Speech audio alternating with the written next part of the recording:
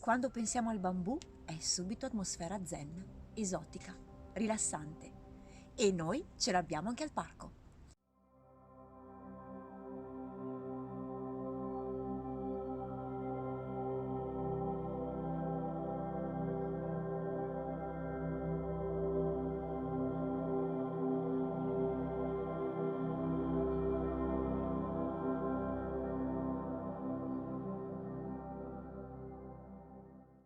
Questa è una pianta davvero molto molto particolare, arriva dalla Cina, dal Giappone, comunque dalla parte più orientale di questi posti ed è una pianta presente anche nel Parco Giardino Sigurtà in alcune zone limitate, anche perché se si lasciasse crescere il bambù andrebbe ovunque, tanto diventa alto quanto diventa infestante, perché le sue radici si propagano in continuazione e se non è contenuto e ben tenuto rischia veramente di camminare molto velocemente.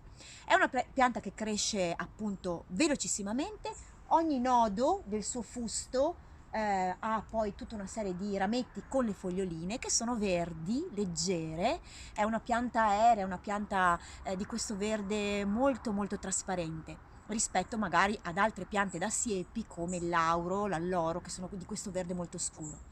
Ed è una pianta che può essere utilizzata in tantissimi modi e in tantissimi campi. Nel nostro giardino in particolare fa da siepe, fa da antivento, fa da confinamento e proprio perché corre molto veloce è contenuta in spazi molto ampi perché ha bisogno di tantissimo spazio per crescere.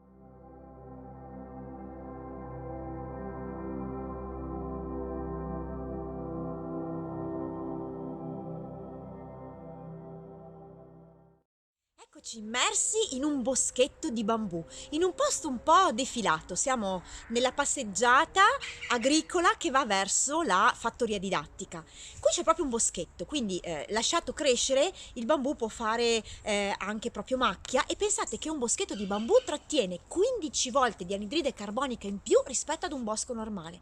Quindi sembra tanto leggero ma in realtà si piega ma non si spezza e i suoi utilizzi sono molteplici.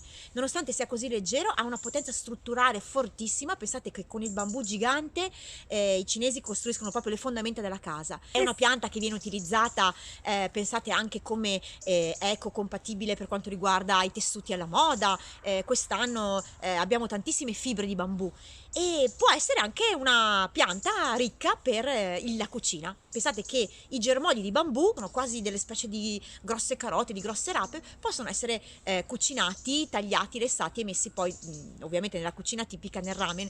Qui è difficile trovare dei germogli di bambù, però non si sa mai, magari in una giornata un po' più di sole.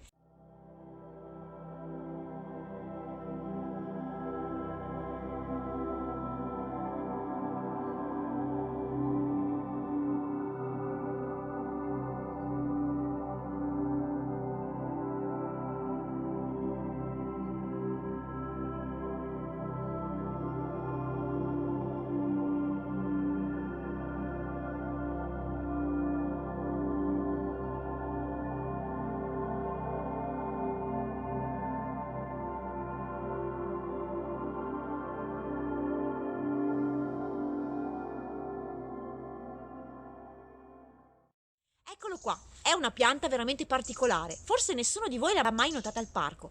Questa nello specifico è bambù nero, vedete com'è particolare il suo tronco.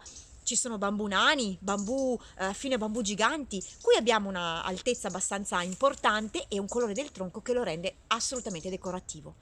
Quindi la prossima stagione non perdetevelo.